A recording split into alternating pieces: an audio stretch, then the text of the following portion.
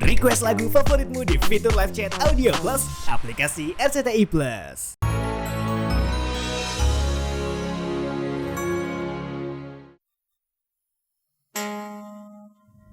Pernah saya ditolak, ya. Ya tapi ya itu, kan dulu kan biasanya yang seperti saya sebutin tadi waktu yang istilahnya cinta-cinta monyet itu ya, kan nggak ngerti arti cintanya apa gitu.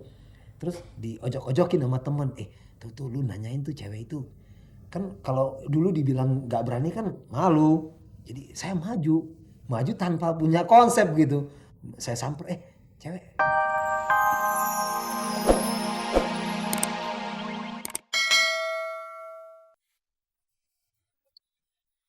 Halo, kata ibu bapak saya waktu saya dibaptis, nama saya tuh Doa Putra Ebal Yohan Likumahua. Tapi nama saya setelah tinggal di Jakarta dikenalin orang pakai nama Uta Likumahua. Yang pasti saya lahir di Ambon tanggal 1 bulan Agustus tahun 55.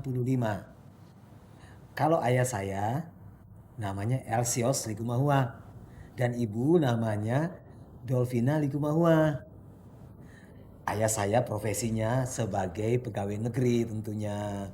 Ya, pegawai negeri, bekerja di kantor gubernuran, bagian keuangan. Tapi sekarang bokap tuh sudah pensiun. Jadi ya begitu deh ceritanya.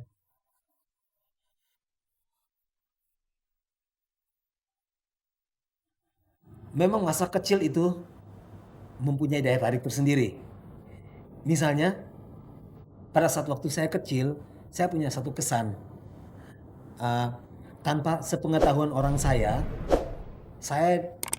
sudah sering main band bocah gitu di sekolahan. Di sekolahan gitu saya ngumpul, teman saya tuh almarhum Kris Kayahatu, terus ada Yance Manusama, ada Kris Manusama, kita tuh ngeband di SD.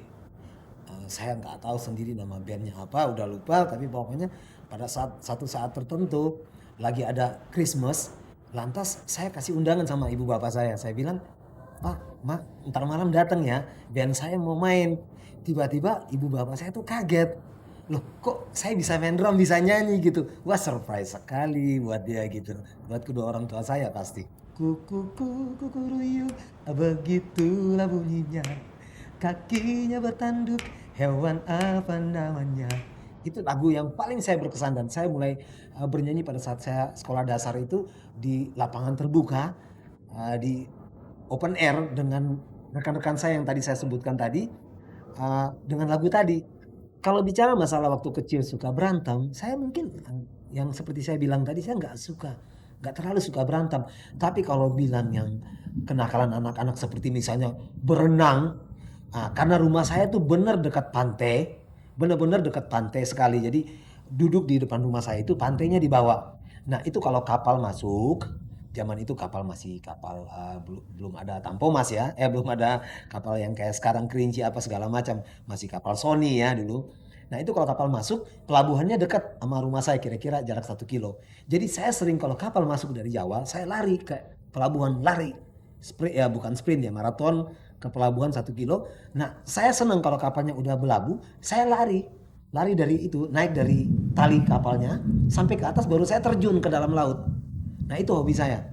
Makanya saya tidak bisa berenang yang benar berenang yang sekolahan, tapi berenang saya kampung, tapi saya berani taruhan loh. Kalau cuma sama-sama artis saja sih berani taruhan renang.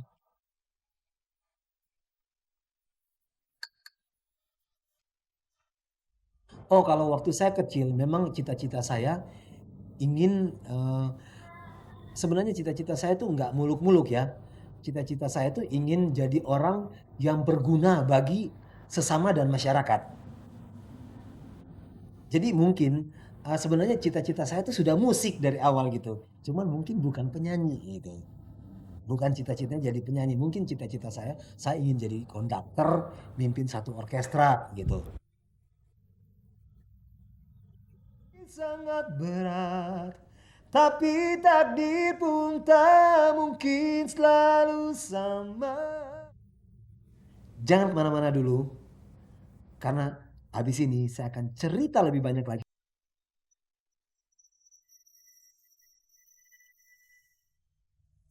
Memang kalau saya lihat pada saat saya remaja dulu, masalah berantem atau kalau istilah sekarang tawuran ini nggak terlalu populer seperti sekarang, ya. Tapi pada saat itu memang saya sudah nggak terlalu senang berantem ya. Bukan berarti saya tuh pengecut, nggak. Tapi saya pikir berantem bukan menguntungkan kita gitu, malah merugikan. Ya kita tambah punya musuh gitu ya. Badan-badan kita sakit, kalah menang kita sakit. Enakan kita bersahabat kalau saya pikir sih. Nah makanya saya sih, kalau saya yang pasti saya nggak terlalu suka berantem. Mungkin tampang saya kelihatan kayak kayak seneng berantem kayak oke, padahal sih enggak, hatinya putih nek, putih kayak salju bos gitu. Nah tapi saya saranin buat remaja-remaja sekarang, sayang ketinggalan kereta kalau lu tawuran, kalau lu berantem, mending lu belajar yang pintar biar lu bisa lebih daripada kita, bisa jadi profesor, bisa jadi penyanyi terkenal kayak Michael Jackson kan oke, dokat banyak nek, itu gua saranin.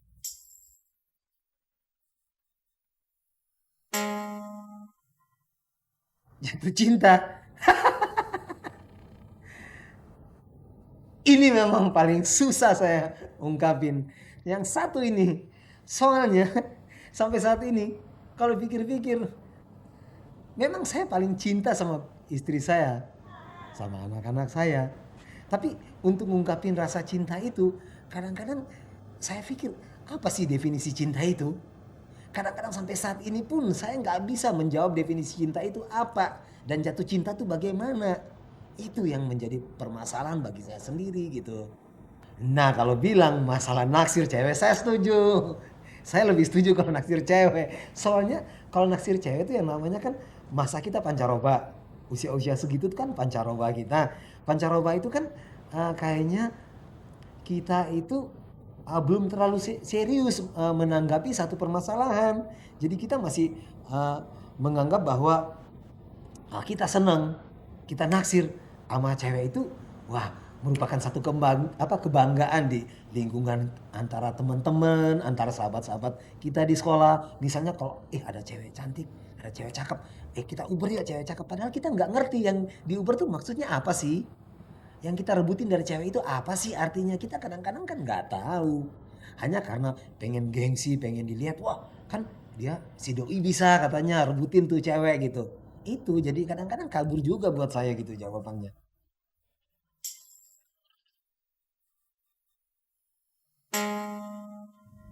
Pernah saya ditolak ya.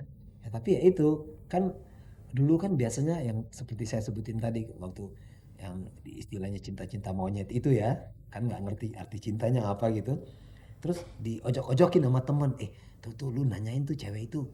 Kan kalau dulu dibilang nggak berani kan malu. Jadi saya maju, maju tanpa punya konsep gitu. Saya samper, cewek, istilahnya gitulah, namanya nggak perlu saya sebutin cewek. Gue seneng sama lu, gue pengen pengen lu jadi pacar gue gitu, kasarnya. Terus dia kan, emangnya lu siapa? Emangnya lu siapa mau seneng sama gue? Emangnya lu nggak sadar diri lu jelek? Terus baru gue lihat, oh iya ya gue jelek ya, gue jelek juga gitu. Padahal lama-lama gue berkaca di rumah, enggak, gue nggak jelek-jelek amat kok. Ternyata muka gue komersil nih.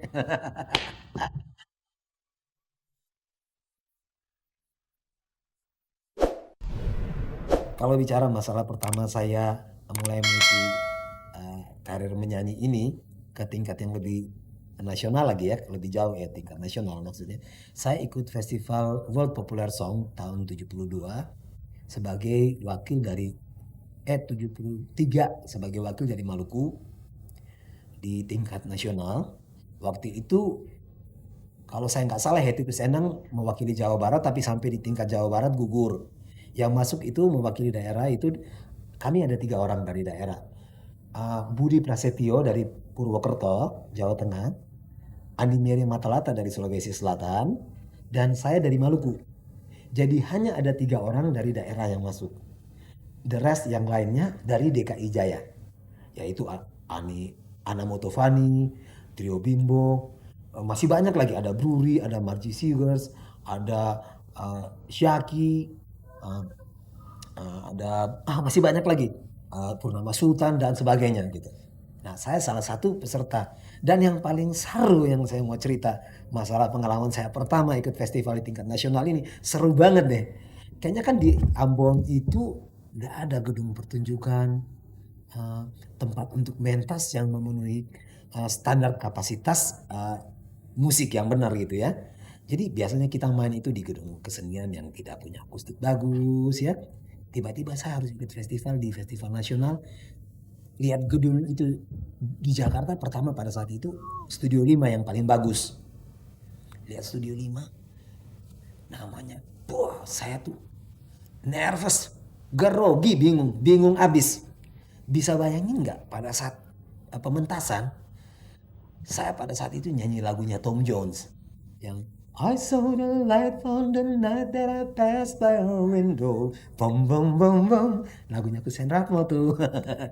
Tapi saking saya grogi, itu bait 2 bisa jadi bait 1 jadi bait 2 gitu. Itu pengalaman pertama saya ikut uh, menginjak kaki yang lebih serius di dunia tarik suara.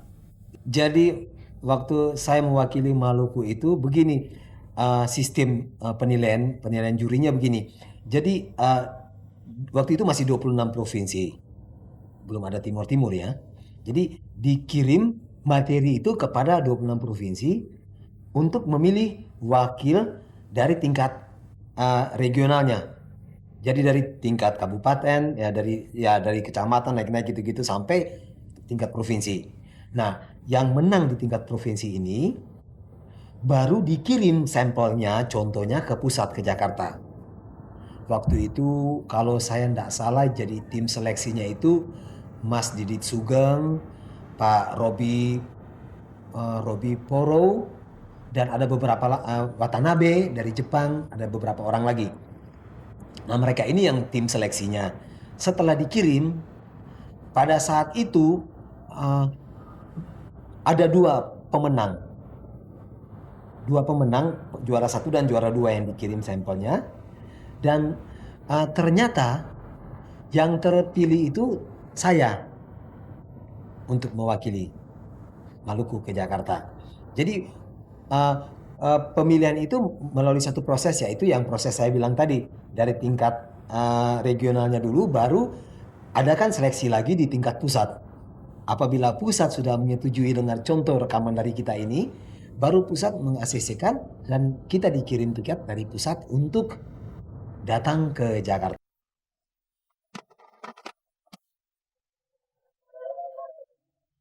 Saya pertama kali rekaman itu diajak sama Barce van Houten.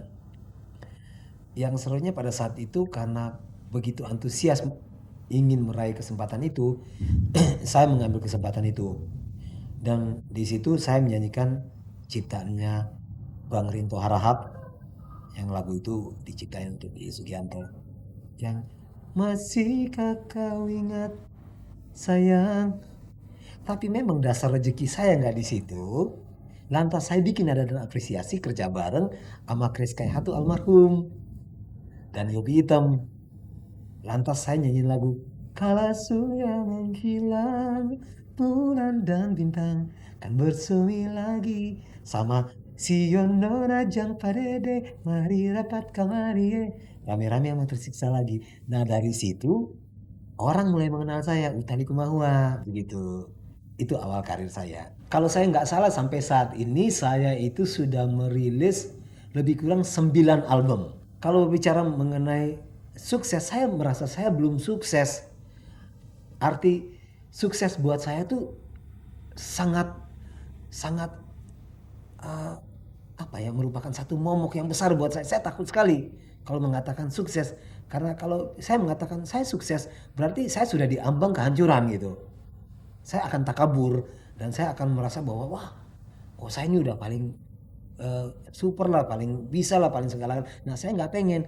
Saya lebih suka ya biasa-biasa aja. Yang penting saya bisa hadir, bisa selalu ada di antara yang terbaik.